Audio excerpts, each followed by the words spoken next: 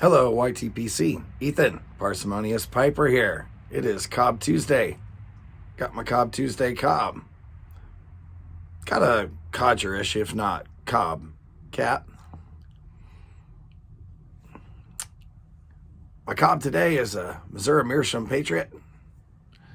Nice medium-sized bowl.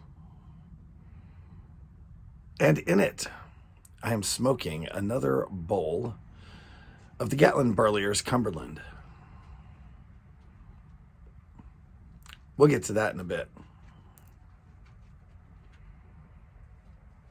Well, it seems over the last couple of weeks, all the cool kids have been doing a recap of 2022, including their top blends, worst blends, most disappointing blends, most surprising blends, etc., etc.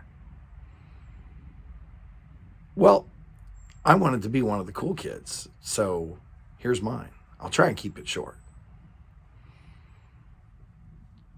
2022, I had a total of 437 bowls. That's only 1.2 a day. It's up slightly from the previous year, but not a whole lot. In those 437 bowls, I smoked 140 different blends. That surprised me. That's 1.5 times as many different blends as I smoked the previous year. But I keep a spreadsheet of every bowl I smoke. And I was a little surprised. But then I look back over the year, and I have an awful lot of blends where I smoked just 1 or 2 bowls.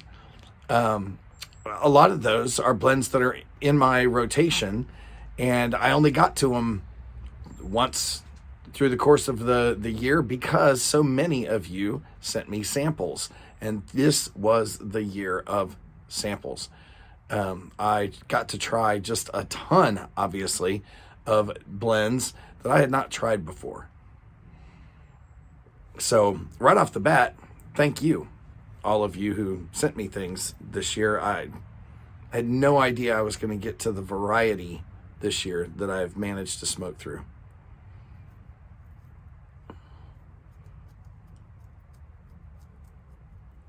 Now, of course, that also means that even my favorite blends, I didn't smoke nearly as often as you might think. So we'll take a look at just the overall, my top 5 rated blends this last year. The 5 that I smoked the most, and this is, where's my note? This is among 11 blends that I smoked that I rated at 5 stars. That's my top rating. Of those 11, the 5 that I smoked the most were my own blend, Secondhand Bookshop, 13 bowls. That's all I had of my own blend the whole year. Carter Hall, 13 bowls. That happened mostly because I smoke Carter Hall when I'm doing yard work, and I tend to not count a second bowl if I've smoked half a bowl and I top it off. So I cheat a little bit. My Carter Hall might actually be 20 bowls.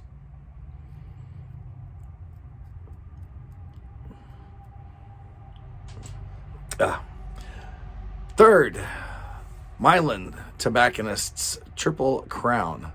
Had 7 bowls of that. Got with Hogarth Happy Brown Bogey came in at 5, and Cornell and Deal's Pirate Cake came in at 4. So of my top 5-star blends, 13, 26, 33, 38, 42 total bowls.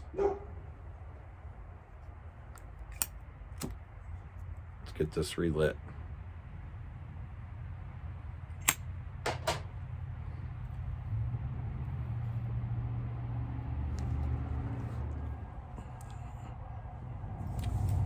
So I didn't even smoke my favorite blends all that much. I was just trying too many of the samples you guys sent. Now let's break that down a little bit more, though, because of the blends that I had not tried before, I still had five-star blends. Now, 2 of those showed up in that previous list. Mylan's Triple Crown. I had not smoked that before. That is an English Balkan that does not have it does not have a strong sense of any strong Virginia or Burley.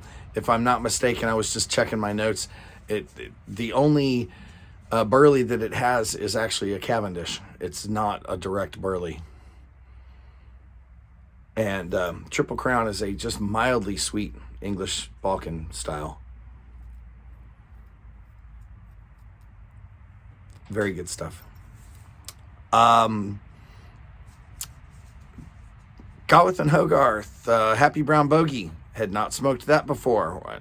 Neither had I smoked the next 2 in line, which are the black Gawith Hogarth, Black Triple X, and Brown X. They're canned, tinned versions of the Black and Brown Irish Twists. Now, what I understand is that the Happy Brown Bogey is a thinner roped version of the Brown Irish Twist. I can believe that because I didn't detect any real differences between the 2, but those 3 I had not smoked prior to last year. They very, very quickly became my absolute favorite blends. The Black and Brown Irish Twist, I'm not sure which is my favorite blend, but both of them are just right there at the top. Love the stuff. Now, the 5th one that was a 5-star that I had never tried before was John Cotton's Double Pressed Dark Fired. Double Pressed Kentucky I had before, and it's a 5-star blend for me. I love it. I think I like the Double Pressed Dark Fired even more. It's just a fantastic crumble cake. And so those are the top 5 that I hadn't tried before. I did have some surprises. Ennerdale, for example, I was not expecting to like a heavy Lakeland as much as I did. Did it make it as a 5-star blend? No. But it's between a 3 and a 4, and that's a big surprise for an aromatic. I think with some more time, that would probably become a solid 4. That was a surprise. Now let's look at the bottom 5, and we'll get back to this Cumberland. It will come as absolutely no surprise. I actually picked a bottom 6 because I had 6 blends this last year that I smoked that I rated as 2-star or less. Now, in my rating, if you recall, 2-star means, yeah, I would smoke it again if we were in a social situation and you offered me a bowl and I didn't have anything else, and maybe we were around some people who were not pipe smokers, and what you're offering me is an aromatic, anything along those lines. Yeah, I would smoke it again, but I wouldn't buy it again, ever. A little bit of Harney and Sons tea, by the way. That is a Royal Wedding, which is a white tea. It's a nice one. It's very floral neutral, though, and it goes well with just about any pipe.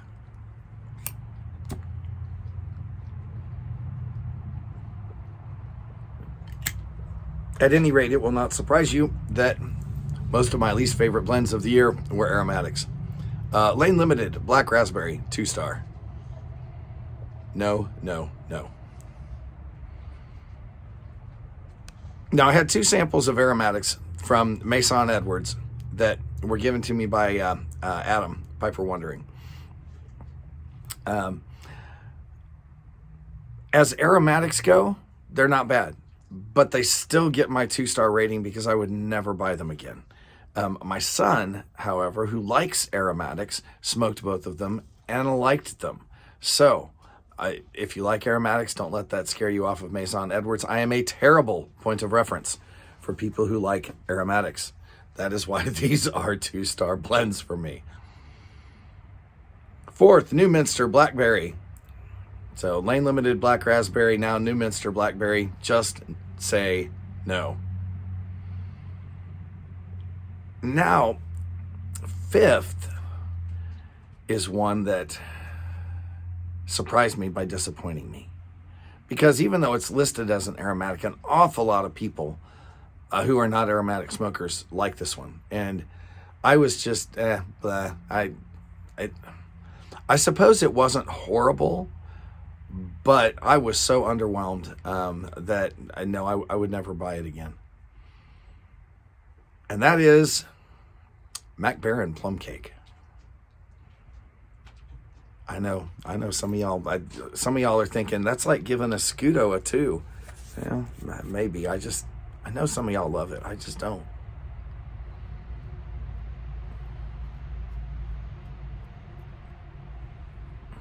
And my absolute least favorite blend of 2022.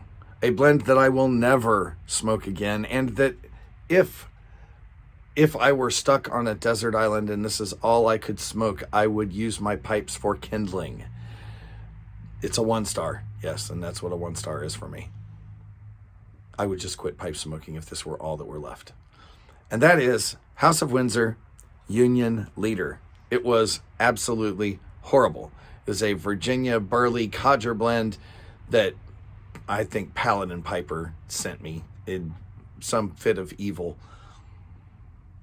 You know, I hear about everybody getting all these awesome stuff from Paladin. What does he do? He sends me Union Leader. What a jerk. Love you, Pat. It was just bad stuff. Just, no. Really no. Worse than the aromatics. It was just, yeah, it was bad. So those are my top and bottom and a recap of my year.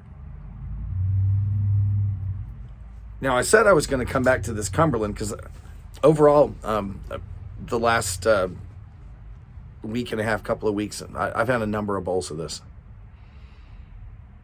This is a Gatlin Burlier blend. And I won't pretend to know everything that's in it, but it seems like a mild English with maybe some Burley, some Virginia, some Cavendish of some sort, and some Latakia. It's good. It strikes me as a crossover, maybe an introduction to English blends. So I'm going to do what I've done a couple of times recently. If you are an aromatic smoker who has not yet tried an English blend, or you've been put off because the English blends you smoked were things like Nightcap, which are bombs, leave me a comment, because I can set you up with a sample of this. I have got a hefty bag of this stuff left. It's very good. I think there are a lot of folks who shy away from English blends where I like the heavier, the lat bombs like Pirate Cake.